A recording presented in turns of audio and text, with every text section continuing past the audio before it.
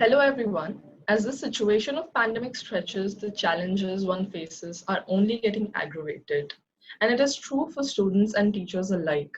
So in an attempt to alleviate some of the student community's grievances, the Student Mentorship Program has collaborated with the Student Wellness Center and brings to you a series of videos.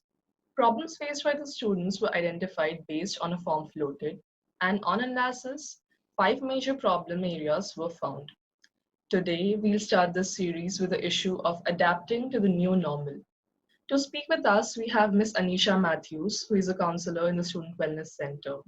Hello, ma'am. Hello everyone, I hope you're safe and healthy.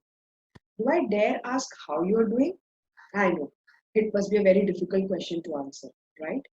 But trust me, we are all sailing in the same boat.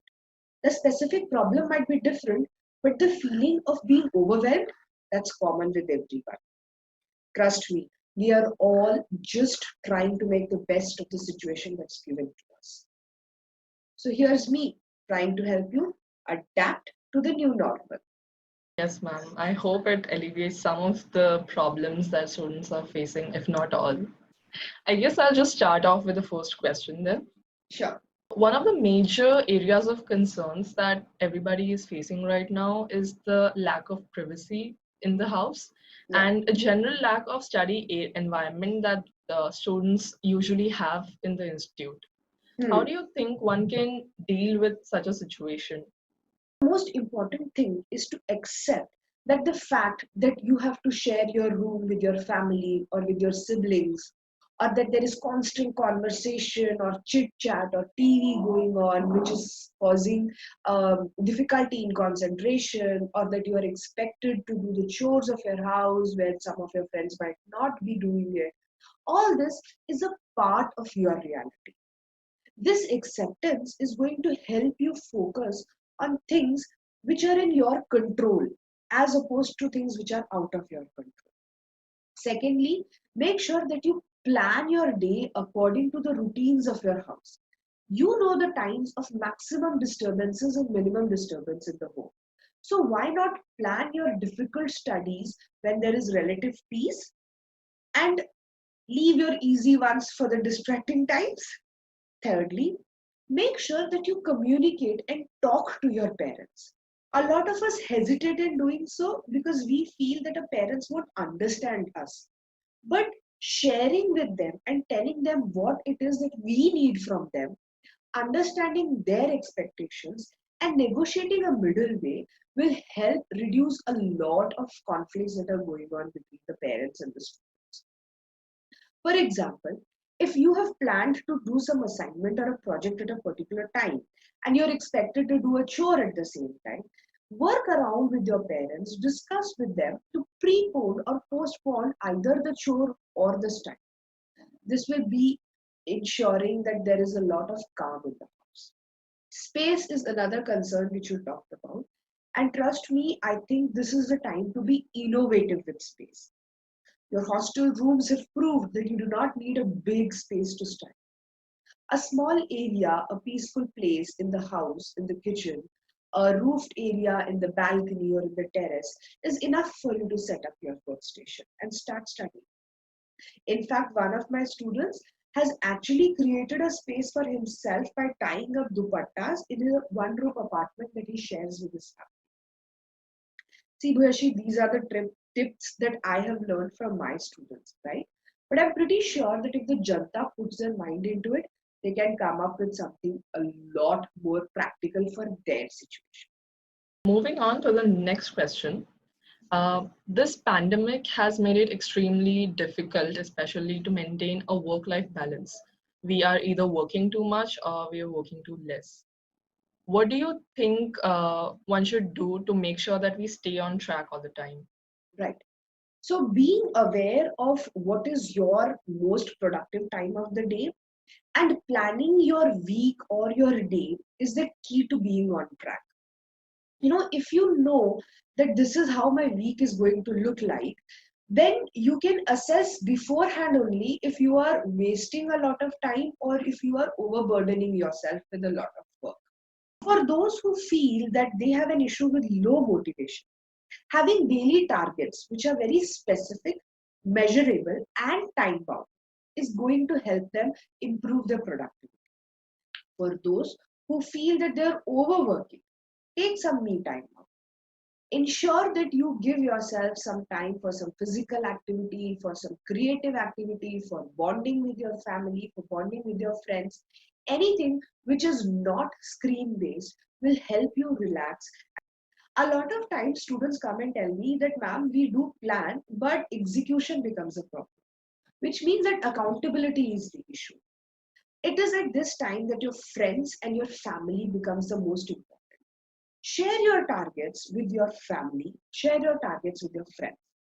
And at the end of the day, take around 10-15 minutes out and discuss the day with them. What went wrong, what was good. This will not only help you give a perspective about what is happening, but it will also help you deal with any feelings of social isolation or loneliness that you might be going. Now, these external accountability tricks have helped some of my students, so it might help a few of you out there also. Yes, ma'am.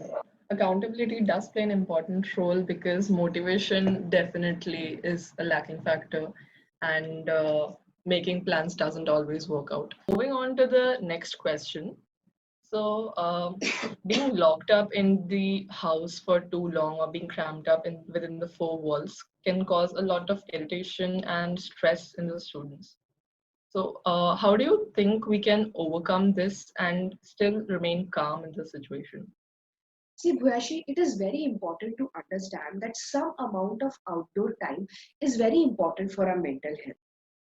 But having said that, I know that in this current situation, it is not possible to go out always. So if you can't go out physically, go out mentally. Take out some time every day to go to the terrace or spend some time in the balcony or simply sit by the window looking out into the horizon, enjoying the green trees and the blue sky up. If you really want to pump up those happy hormones, dedicate some time for physical activities. Something as simple as spot jogging or squats or wall push-ups, depending on the space around, is enough for you to get those endorphins pumping in your body and make you feel more calm and more relaxed. For those who feel they are not physically inclined, do some deep breathing exercises. You can do yoga. You can even indulge in something creative, which makes you feel happy about yourself, which makes you feel peaceful and calm inside. I have students who have taken up dancing, who've taken up painting, somebody is doing baking, cooking.